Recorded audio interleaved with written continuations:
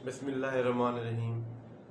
Noman Mohammad Khan Buddar advocate, district court Rajanpur. अगर आपने अभी तक मेरा channel Buddar law firm subscribe नहीं किया तो आपसे रिक्वेस्ट है इसको सब्सक्राइब कर लें।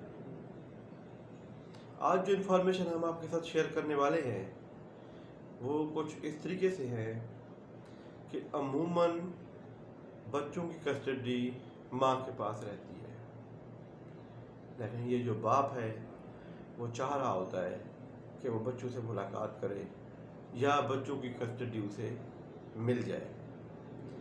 अब वो क्या ऐसे तरीक़ेकार अख्तियार करे कि बच्चों की कस्टडी उसे मिल जाए, या ये जो बाप है वो चाह रहा होता है कि बच्चों से मुलाकात करे, लेकिन उसकी जो माँ है बच्चों की वो चाह रही होती है कि ये बाप से मुलाकात ना करें।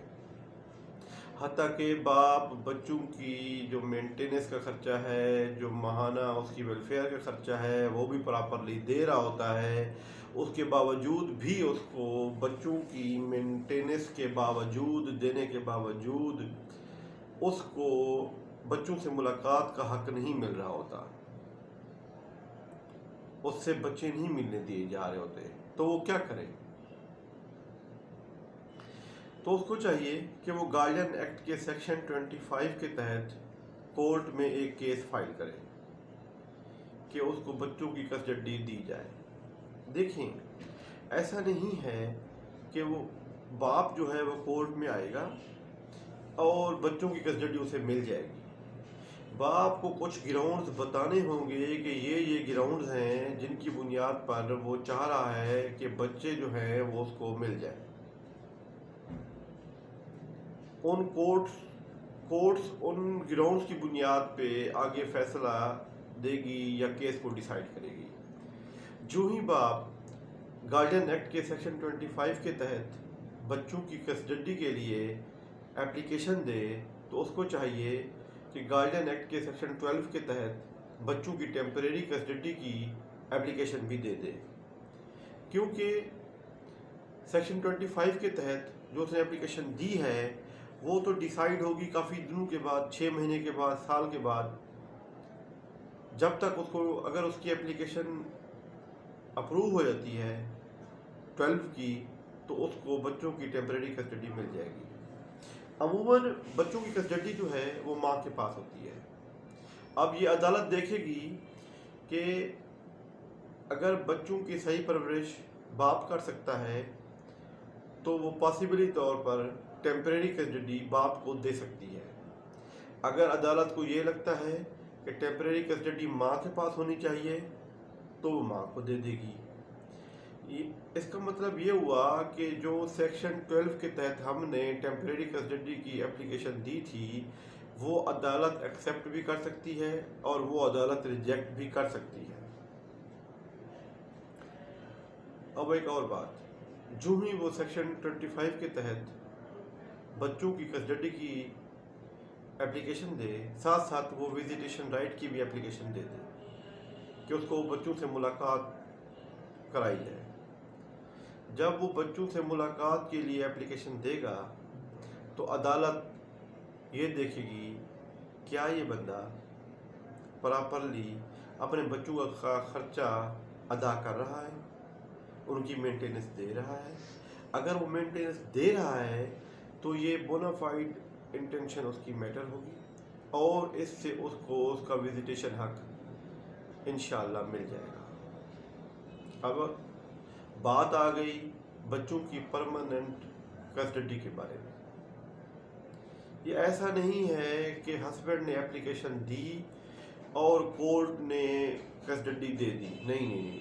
कोर्ट उसमें कुछ ग्राउंड्स देखेगी और उसको हस्बैंड को वो ग्राउंड्स कोर्ट को बताना होंगे, और ये ग्राउंड्स मोहम्मदियन लॉ के अंदर सेक्शन 354 के अंदर दिए गए हैं।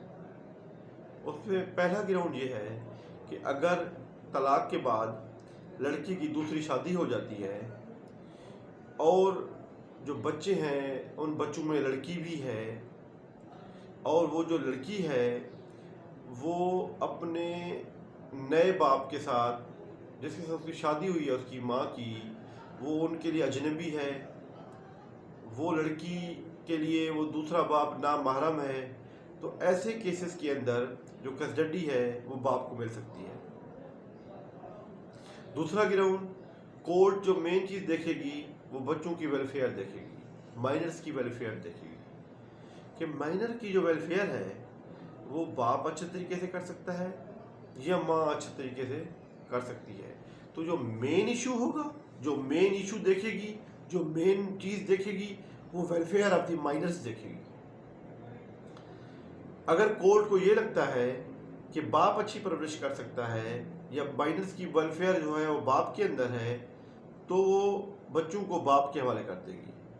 अगर कोर्ट को ये लगता है कि वेलफेयर जो है बच्चों की या माइनर्स की वेलफेयर जो है वो माँ के पास ठीक है, तो वो माँ को दे देगी। उसमें तीसरा ग्राउंड ये है, बाद दफ़ा ऐसा होता है कि ये एक ख़तरा पाया जाता है, ये एक डाउट पाया जाता है कि माँ जो है वो बच्चों को लेकर आउट ऑफ कंट्री चली जाएगी। अगर वो आउट ऑफ कंट्री चली गई तो उसका बाप अपने बच्चों से नहीं मिल पाएगा, नामुमकिन हो जाएगा मिलना। तो ऐसी सूरत हाल के अंदर भी अदालत बच्चों की कस्टडी बाप को दे देती है। चौथा ग्राउंड, उसमें ये भी हो सकता है कि जो माँ है वो इमोरल हो, उसकी हरकत और सकनात कुछ ऐसी हों कि वो बच्चे की तरबियत पे असर पड़े, तो उनको देखते हुए भी कोर्ट बच्चों को बाप के हवाले कर देती है। लेकिन अगर लड़की दूसरी शादी भी ना कर रही हो और वो बच्चों की या माइनर्स की वेलफेयर अच्छे तरीके से कर सकती हो, तो कोर्ट फिर बच्चों को माँ के हवाले कर देती है। सुप्रीम कोर्ट ने भी अपने लेटेस्ट जजमेंट के अंदर ये कहा है कि जो चीज़ देखी जाएगी वो देखी जाएगी बच्चों की वेलफेयर, के बच्चों की वेलफेयर माँ के पास है या बाप के पास है, वो कोई और ग्राउंड बिल्कुल नहीं देखेगी। अगर बच्चों की वेलफेयर माँ के पास है तो वो माँ को दे देगी बच्चे, अगर बच्चों की वेलफेयर बाप के पास है तो बाप के दे देगी वेलफेयर। यहाँ पर एक और चीज़ भी आपको बताता चलूँ, एक और अलमिया भी है। हमारे यहाँ अक्सर औकात ऐसा होता है कि बाप जो है वो बच्चों को लेकर चला जाता है और फरार हो जाता है ताकि बच्चे जो हैं वो माँ को ना मिल सके। माँ बच्चों की कस्टडी ना ले सके। तो ऐसी सूरत हाल में माँ क्या करती है, वो 491 CRPC के तहत एक पिटीशन फाइल करती है कि उसका जो एक्स हस्बैंड है वो बच्चों को लेकर चला गया है, वो बच्चों को लेकर फरार हो गया है, तो मेरे बच्चे रिकवर कराए जाएँ। ये 1 या 2 दिन का प्रोसीजर होता है। तो उसके अंदर कोर्ट जो है बच्चों को वापस रिकवर करा के ले आती है और उन बच्चों को उनकी माँ के हवाले कर देती है। उम्मीद है आपको मेरा आज का ये लेक्चर पसंद आया होगा। अगर आपको इस हवाले से कोई भी सवालात है या आपको लीगल कंसल्टेंसी चाहिए तो नीचे डिस्क्रिप्शन में मेरा नंबर दिया गया है, आप मुझे कॉल भी कर सकते हैं। अल्लाह हाफ़िज़।